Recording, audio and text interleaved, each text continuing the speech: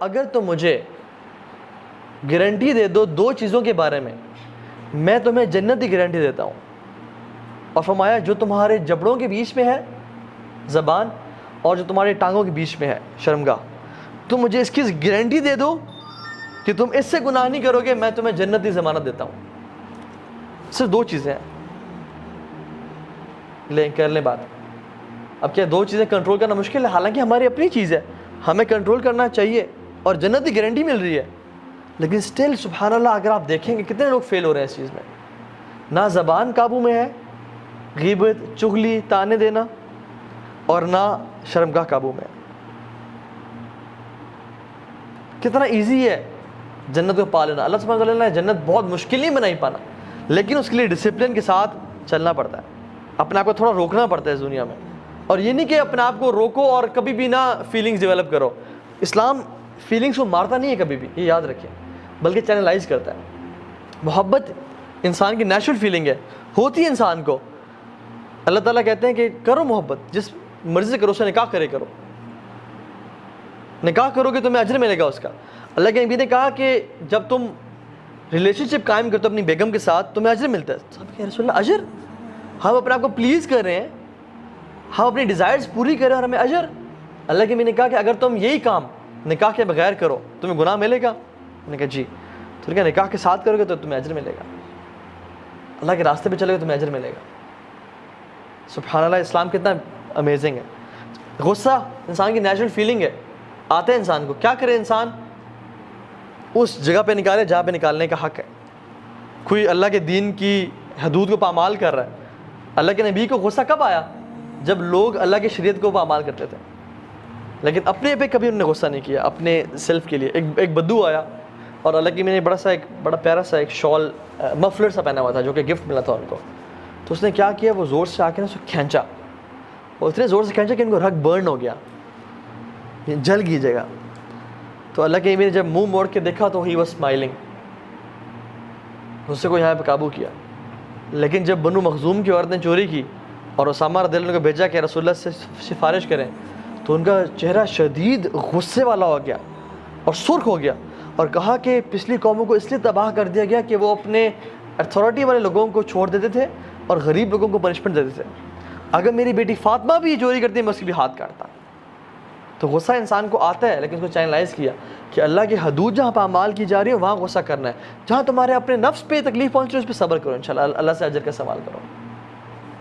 تو اس لیے اسلام نے اس فیلنگ کو بھی نا, the feeling of love and the feeling of pleasing your desires, اس کو کہا کہ ہاں پورا کرو, لیکن جس کا تم نے نکاح کر کے جو اللہ تعالیٰ نے تمہارے لیے حلال کیا ہے. اسی طرح سے قیامت کے دن کے بارے میں آتا ہے کہ وہ کیسا دن ہوگا جس دن سایہ نہیں ہوگا, سورج سوا نیزے پہ ہوگا اور انسان اپنے پسینوں میں ہوگا. کچھ لوگوں کے ٹخنوں کے برابر پسینہ ہوگا, کچھ لوگوں کے گھٹنوں کے برابر پسینہ ہوگا, کچھ لوگ اپنی ویسٹ کے برابر پسینے میں ڈوبے ہوں گے, کچھ کندھوں تک, اور کچھ اپنے ہی پسینے میں غوطے کھا رہے ہوں گے اپنے گناہوں کے اعمال کی نسبت. اس دن اتنی شدت, اور یہ 50,000 سال کا دن ہوگا. ہماری کتنی زندگی ہے؟ 25, 30, 35, 40, 50 سال. ہم کہتے ہیں ہم نے بڑا جی لیا ہے. وہ 1000 سال نہیں بلکہ 50,000 سال کا دن ہے جس میں سورج سوا نیزے پہ ہے. اس دن اللہ تعالیٰ سبعۃ یظلھم اللہ یوم لا ظل الا ظلہ, 7 لوگوں کو, 7 کیٹیگریز آف پیپل جن کو اللہ تعالیٰ عرش کا سایہ نصیب کریں گے. ان میں سے 2 لوگ وہ ہیں, ایک وہ شخص جس کو ایک خوبصورت اور سٹیٹس والی عورت نے برائی کی دعوت دی اور وہ کہتا ہے انی اخاف اللہ, میں اللہ سے ڈرتا ہوں اور میں تمہاری بات نہیں مانوں گا. اور دوسرا وہ شخص رجل ذکر اللہ خالیا ففاضت عیناہ, جو کہ اکیلے میں اللہ کو یاد کرتا ہے, اپنے گناہوں کو یاد کرتا ہے اور اس کی آنکھوں سے آنسو بہہ پڑتے ہیں. اگر ہم لوگوں کو سایہ چاہیے قیامت کے دن اللہ کے عرش کا, تو اس گناہ سے بچ جائیں جس کا ہم ذکر کر رہے ہیں. اب یوسف علیہ السلام کو دیکھ لیں. یوسف علیہ السلام ان شاء اللہ تعالیٰ ان 2 لوگوں میں سے ڈیفینیٹلی ہیں کہ ان کو اس عورت نے دعوت دی. اچھا آپ ان کا سینیریو دیکھیں ذرا, سبحان اللہ. یوسف علیہ السلام کچھ نریشنز کہتی ہیں، اگرچہ ان میں کچھ کلام ہے، کہ دنیا کی جو آدھی خوبصورتی ہے نا وہ یوسف علیہ السلام کو دے دی گئی، اور باقی جو آدھی خوبصورتی وہ تمام لوگوں پہ، جانوروں پہ، پرندوں پہ، ٹریز، پلانٹس، اینیملز، ہر چیز پہ ڈیوائڈ کر دی گئی. تو وہ آدھی خوبصورتی کے مالک. اب وہ ایسے شخص ہیں جو کہ ایک شخص سے گھر، ایک ملک کنگ کے گھر میں غلام ہے، اتنے خوبصورت نوجوان. اب اس کی جو بیوی ہے وہ پاگل ہوگی ان پہ، اور اس نے ایک اسٹریٹجی بنائی کہ میں نے اس کو نا گھیرنا ہے، اس کو قابو کرنا. فغلقت الابواب، اس نے ایک دروازہ نہیں بلکہ سارے دروازے بند کیے. اور امیجن کریں وہ ایک پلان کے ساتھ آئی ہوگی نا، وہ اس لیے تو نہیں ہے کہ یوسف میں آؤں اور میرا انکار کر دے. تو وہ کیا تیار ہو کے آئی ہوگی، یا وہ پراٹھا اور روٹی پکا کے کچن سے آئی ہوگی؟ تیار شیار ہو کے، جیسے آج کل خوبصورت میک اپ کر کے اور وکٹوریا سیکرٹس پہن کے، جو آج کل کے دور میں جو ہے اپنے آپ کو بیوٹیفائی کر کے کہ وہ میری طرف اٹریکٹ ہو.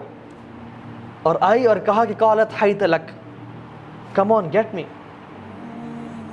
ہم لوگ تو کوئی ایک فیس بک ریکویسٹ بھیج دیں ہم بہ پڑتے ہیں، کوئی فیس بک پہ پوک کر دے، کوئی انسٹاگرام پہ ڈی ایم آ جائے، کوئی واٹس ایپ پہ ٹیکسٹ آ جائے، السلام علیکم برادر لیٹس گو فار ڈرنک، ہم کہتے ہیں یہ میری بچوں کی ماں ہے اور آج کے بعد آپ ہی ہمیں، اور بس سب کچھ بھیج دیا اس کے لیے. لیکن یہ کسی عورت نے ایسک آؤٹ نہیں کیا، یہ نہیں کہا کہ مجھے تم سے پیار ہے، یہ کہتی ہے come on get me, I am yours, let's do it, مجھے پالو، میں تمہاری ہوں، تم جو مرضی کرو. اور اگر پکڑے گئے تو بدنامی کس کی ہونی تھی؟ عورت کی، کیونکہ یہ تو اسٹیٹس میں کم ہے، یہ تو ایک غلام ہے.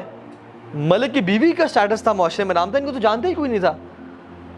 تو یوسف علیہ السلام کو ایک مالکن، ان کو پتہ تھا کہ میں نہ کروں گا تو مجھ پہ یہ سختی کر سکتی ہے.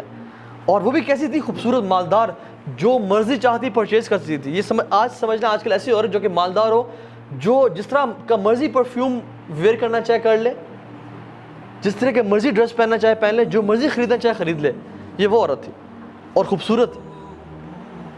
یہ آئی اور کہا کہ come on get me, let's do this, اور ہمیں کوئی روکنے والا نہیں ہے.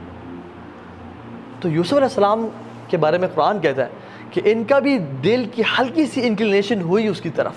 انسان تھے نا، لیکن کیا بولا؟ جیسی سمجھا کہ دل مائل ہو رہا ہے، قال معاذ اللہ، اللہ کی پناہ. جب لگا کہ انسان، کیونکہ انسان بڑا کمزور ہے، جب لگا کہ میرا دل انکلائن ہو رہا ہے، فوراً سے اللہ کی مدد لی، معاذ اللہ. اور کیا کیا؟ جو کر سکتے تھے بھاگنا شروع کر دیا. اور عورت نے پیچھے نہیں چھوڑا، وہ اپنے ارادے میں اتنی پکی تھی کہ پیچھے بھاگی اور پیچھے سے پکڑا کہ نہیں آج تمہیں نہیں چھوڑنا میں نے. اینڈ ہی رین اوے.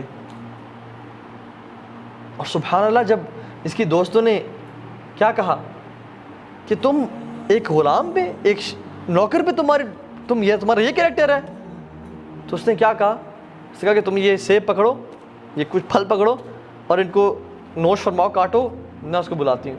اور جب اس کو یوسف علیہ السلام کو بلایا تو وہ عورتیں کاٹتے کاٹتے اپنی انگلیاں کاٹ رہی تھیں، اور ان کو پتہ نہیں چلتا کہ اپنی انگلیاں کاٹ رہی ہیں، اور بار بار کاٹ رہی تھی.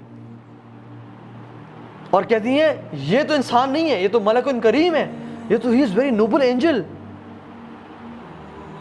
اور یہ سبھی عورتیں مل گئیں اور کہا کہ یوسف کر لو. پھر کہا دوبارہ دعوت. تو یوسف نے کہا کہ یا اللہ میرے لیے پرزم کو، قید کو محبوب بنا دے اس عورت کی نسبت. Make prison more beautiful for me then this woman. اور وہاں کی قیدیں کیسی تھیں؟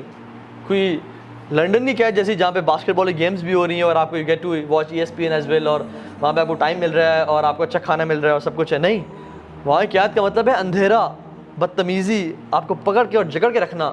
قید، پراپر قید تھی. تو یوسف علیہ السلام نے کیا پریفر کیا کہ مجھے وہ قید پسند ہے لیکن میں یہ گناہ نہیں کر سکتا. کیونکہ اگر یہ گناہ کرتے تو کیا ہوتا؟ عذاب ہوتا آخرت کا، اور آخرت میں جہنم. لیکن انہوں نے اس دنیا کی جیل کو پریفر کیا آخرت کی جیل سے. یہ نیو کہ یہ دنیا کی تو جیل گزر جائے گی، لیکن آخرت کی جیل، آخرت کی قید وہ بڑی شدید قید ہے. تو میں آخرت کی قید کو پسند نہیں کروں گا، اس دنیا کی قید کو کاٹ لوں گا، لیکن وہ قید نہ وہ گزرنے والی نہیں ہے. وہ کسی انسان سے برداشت نہیں ہوگی. اللہ تعالیٰ سے مدد مانگی اور اللہ سے دعا کی کہ اللہ میری مدد, make jail prison more beautiful for me and beautify it for me then this woman. میرے دل میں اس کی جیل کی محبت ڈال دے لیکن اس کی نہ ڈالنا. یہ ہے ولا یزنون, جو کہ بچتے ہیں اس سے. یہ اللہ تعالیٰ کے خالص اور مخلص بندے ہیں, جیسے یوسف علیہ السلام. اور یوسف علیہ السلام نے کیا کیا؟ روئے, آنسو بہائے, کہ یہ جو دعا کرتے ہوئے آنسو بہائے اکیلے میں کہ یا اللہ میں یہ گناہ نہیں کرنا چاہتا. تو انشاءاللہ یہ ان دو لوگوں میں ہوں گے جو کہ اللہ